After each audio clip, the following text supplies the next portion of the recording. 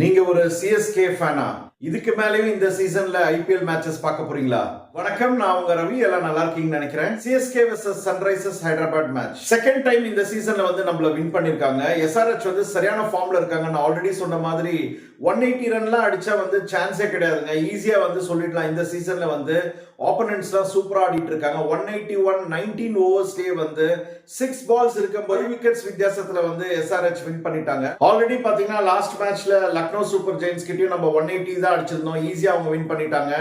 இந்த மேட்சும் பாத்தீங்கன்னா 180 கண்டிப்பா வந்து ஒரு 200 அடிக்கல. T20 இந்த டைம் மாடர்ன் டே கிரிக்கெட்ல T20 மேட்சஸ்ல 200 ரன்ஸ் தான் வந்து ஒரு ரீசனபிள் ஸ்கோர் அப்படின்னு சொல்லலாம். ஆவரேஜா பாத்தீங்கன்னா 200 ஸ்கோர் அப்படின்றது ஆயிடுச்சு.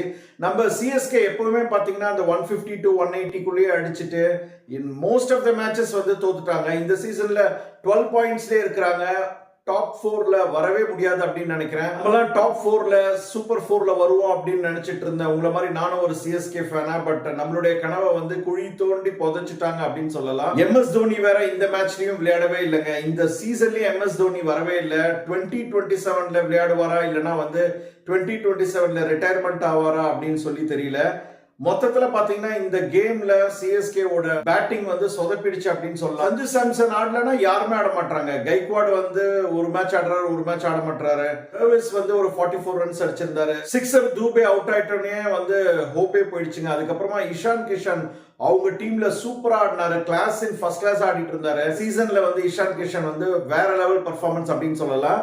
சன்ரைசர்ஸ் ஹைதராபாத் வந்து கண்டிப்பா டாப் 4ல போவாங்க அப்படின்னு நினைக்கிறேன். இந்த சீசன் நமக்கு அன்பார்ச்சுனேட்டா வந்து ஒர்க் அவுட் ஆகல அப்படின்னு நான் நினைக்கிறேன். 2026 சிஎஸ்கேக்கு கப்பு கிடையாதுன்னு தெரிஞ்சு போச்சு. 2027ல நம்ம வின் பண்ணுவோமா? சந்திப்போம். சப்ஸ்கிரைப் பண்ணிக்கோங்க. இன்ஸ்டால ஃபாலோ பண்ணி சப்போர்ட் பண்ணுங்க. தேங்க்யூ.